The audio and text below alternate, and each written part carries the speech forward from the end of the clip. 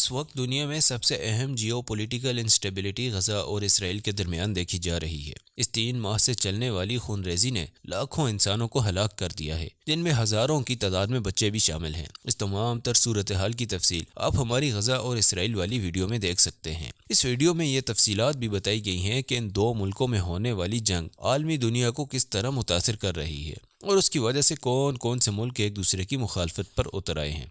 मगर आज की ये वीडियो है उस मुल्क के बारे में जो पहले दिन से ही हमास और फ़लस्तीन की हमायत में है। ये मुल्क है तो फ़लस्तीन से 2000 किलोमीटर दूर, मगर इसने बड़े बड़े ताकतवर मुल्कों के छक्के छुड़ा दिए हैं। हम बात कर रहे हैं मुल्क यमन की, जो कि वेस्टर्न एशिया में वाक़या है। जियोग्राफिकली यमन एक बड़ी अहम लोकेशन पर वाक़या है, क्योंकि इसके वेस्टर्न पर बाब अल मंदाब स्ट्रेट है, जिससे दुनिया भर की समुद्री तिजारत होती है। इस अहम पॉइंट को स्ट्रेटजी के तौर पर इस्तेमाल करते हुए यमन ने इसराइल और उसके हमायती ममालिक के लिए काफ़ी मुश्किल खड़ी कर दी है। यमन की इस स्ट्रेटेजिक एक्ट से आपको तफसीली आगाह करेंगे आज की इस वीडियो में। दोस्तों, इस वक्त तमाम दुनिया इसराइल और गजा की जंग पर फोकस किए हुए हैं, जिसमें अब तक काफ़ी जानी और माली नुकसान हो चुका है। जब से ये जंग शुरू हुई है, कुछ मुल्क इसराइल की हमायत में हैं और कुछ फ़लस्तीन की हक़ में। ईरान, जो कि शुरू दिन से ही फ़लस्तीन के हक़ में है, उसकी ज़ेर निगरानी यमनी हौसियों ने भी हमास की हिमायत का ऐलान किया था। मगर अब चूँकि इन दोनों ममालिक के दरमियान 2000 किलोमीटर का फासला है, तो यमनी हौसी डायरेक्टली गजा की मदद नहीं कर सकते। मगर उन्होंने मजबूत स्ट्रेटजी का इस्तेमाल करते हुए रेड सी के एक अहम चौक पॉइंट को बंद कर दिया है। नवंबर 2023 में यमनी हौसियों की तरफ से ये ऐलान किया गया कि वो रेड सी से गुजरने वाले हर उस जहाज़ पर अटैक करेंगे जो इसराइल जा रहा हो या फिर वहाँ से वापस आ रहा हो। साथ ही हर उस शिप को भी निशाना बनाया जाएगा जिस पर इसराइल का झंडा हो या कोई इसराइली बंदा। उनकी तरफ से ये धमकी भी दी गई कि ये अटैक्स उस वक्त तक जारी रहेंगे जब तक इसराइल गजा पर हमला करना बंद न कर दे। इस धमकी के बाद अब तक यमनी हौसियों ने 13 कमर्शियल जहाज़ों पर मिसाइल और ड्रोन से हमला किया है, जिसके जवाब में अमेरिका और बरतानिया ने 11 और 12 जनवरी 2024 को यमन पर बमबारी की।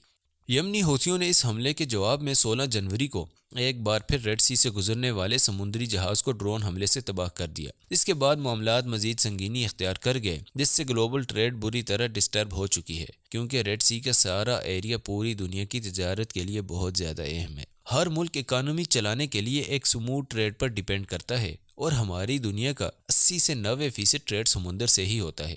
इन्हीं समुद्रों में सबसे अहम जियो पॉलिटिकल लोकेशन रखने वाला समुंदर रेड सी है, क्योंकि इस पर 2 चौक पॉइंट हैं, एक स्विस कनाल और दूसरा बाब अल मंदाब स्ट्रेट, जो कि यमन के साथ मुल्हिक है। मिडिल ईस्ट और एशिया से आने वाले सारे तिजारती बेड़े इंडियन ओशन को क्रॉस करते हुए सबसे पहले रेड सी में एंटर होते हैं, फिर स्विस कनाल से होते हुए मेडिटेरियन सी में दाखिल हो जाते हैं और वहां से फिर वो यूरोप और अमेरिका तक पहुंचते हैं। कहने का मकसद ये है कि रेड सी मिडिल ईस्ट और एशिया को यूरोप से कनेक्ट करने का एक अहम रास्ता है, जो कि अब हार्ड पॉइंट बन चुका है। इस अहम पॉइंट के ब्लॉक होने की वजह से पूरी दुनिया की तिजारत इफेक्ट हो रही है, क्योंकि इस रास्ते के अलावा सिर्फ एक और रास्ता है जो कि पूरे बराएदम अफ्रीका को क्रॉस करके यूरोप तक पहुंच जाता है।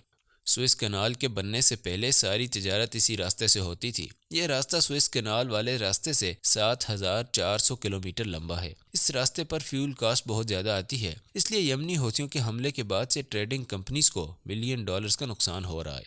नाजरीन, यमन के करीब मौजूद चौक पॉइंट सिर्फ 28 किलोमीटर की चौड़ाई रखता है, मगर दुनिया का 10% तेल और 6% नेचुरल गैस की सप्लाई इसी रास्ते से होती है। ये ऑयल और गैस पर्शियन गल्फ कंट्री से स्ट्रेट ऑफ हॉर्मोज क्रॉस करके आती है। 2022 की स्टेटिस्टिकल रिपोर्ट के मुताबिक पूरे यूरोप की 20% ऑयल इंपोर्ट और 24% गैस इसी बाब अल मंदाब स्ट्रेट से गुजरती है। सिर्फ यही नहीं, बल्कि एशिया और यूरोप का सारा ट्रेड भी इसी रास्ते पर डिपेंडेंट है। चाइना की 30% एक्सपोर्ट बाब अल मंदाब स्ट्रेट से गुजरते हुए यूरोप और नादरन अमेरिका तक जाती है। इस तमाम अहमियत से आप अंदाज़ा लगा सकते हैं कि अगर किसी वजह से ये रूट ब्लॉक हो जाता है तो किस तरह पूरी दुनिया की इकानमी कोलैप्स कर सकती है। दोस्तों, जैसा कि हम आपको बता चुके हैं कि अब तक यमनी हौसियों ने 13 कंटेनर शिप्स पर हमला किया है, जिसके बाद से दुनिया की 4 बड़ी ट्रेडिंग कंपनीज ने रेड सी में अपना ऑपरेशन रोक दिया है। इन कंपनियों में सबसे पहले नंबर पर डेनमार्क की मर्सिक लाइन है, दूसरे नंबर पर फ्रांस की CGM, तीसरे नंबर पर जर्मनी की हापग लेआउट, चौथे नंबर पर स्विट्जरलैंड की MSC शामिल हैं। इन कंपनीज की अहमियत की बात की जाए तो पूरी दुनिया की 50% कंटेनर कैपेसिटी इन कंपनियों के पास है। इनके अलावा ब्रिटिश पेट्रोलियम ने भी अपनी तिजारत रोकने का ऐलान किया है। اگر مزید کچھ عرصے میں یہ مسئلہ حل نہ ہوا اور اسی طرح کمپنیز تجارت سے بائیکاٹ کرتی رہیں تو یورپ کی ایکسپورٹ اور امپورٹ سپلائی خطرے میں پڑ جائے گی۔ ناظرین، امریکہ جو کہ اسرائیل کا بہت بڑا سپورٹر ہے، اسے پروٹیکٹ کرنے اور اس راستے کو کلیئر کروانے کی کوشش کر رہا ہے۔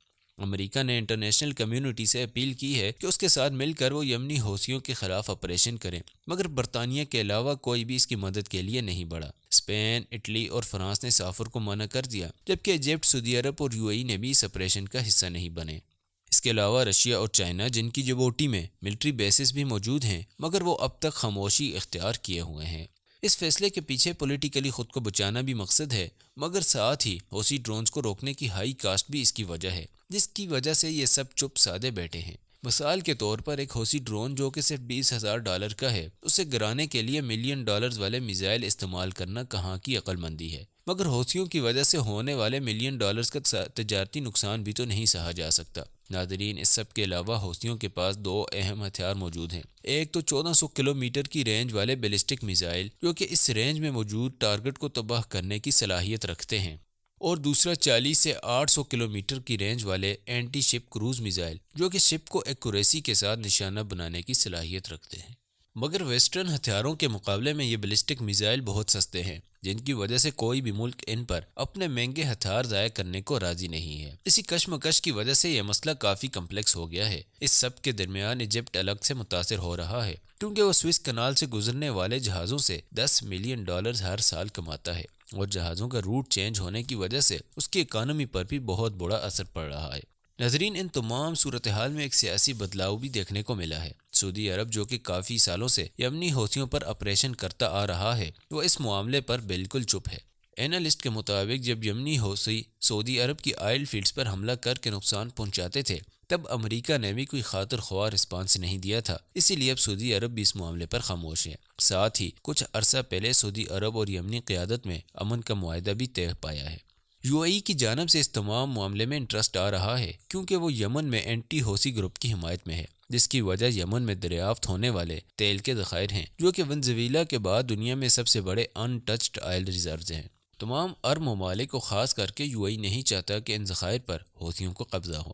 یمن اگر ان آئل ریزروز کو استعمال کرنا شروع کر دے تو باقی ممالک اور خاص طور پر سعودی عرب کا کافی نقصان ہو سکتا ہے۔ اس لیے یمن یہ محسوس کرتا ہے کہ اس نقصان سے بچنے کے لیے سعودی عرب یمن میں سول وار کو پروموٹ کر رہا ہے، مگر اب یمن ان سب چیزوں سے نکل کر خود اپنا نام بنا رہا ہے، خود اپنے ہونے کا ثبوت دے رہا ہے۔ اس کی وجہ سے کچھ ہی دن میں سپر پاور کو ناکو چنے چبا دیے ہیں۔ ساتھ ہی حوثیوں نے یہ دھمکی بھی دی ہے، اگر اسرائیل غزہ میں ملٹری آپریشن ختم نہیں کرے گا تو وہ ریڈ سی سے گزرنے والی انٹرنیٹ کیبلز تباہ کر دیں گے، جس کی وجہ سے پھر ایشیا یورپ میں تجارت کے علاوہ انٹرنیٹ کنیکشن بھی ختم ہو جائے گا۔ 2024 کی شروعات سے ہی گلوبل انسٹیبلٹی شروع ہو چکی ہے۔ یہ سال بہت سی جیو پولیٹیکل وارز اور کنفلکٹ سے بھرا ہوا معلوم ہوتا ہے۔ خیر، ہمیں انتظار کر کے دیکھنا ہوگا کہ وقت ان سب معاملات کو کس ڈائریکشن میں دھکیلتا ہے۔ اسی امید کے ساتھ یہ ویڈیو آپ کو دلچسپ معلوم ہوئی ہوگی، اسے لائک اور شیئر کرنا نہ بھولیں۔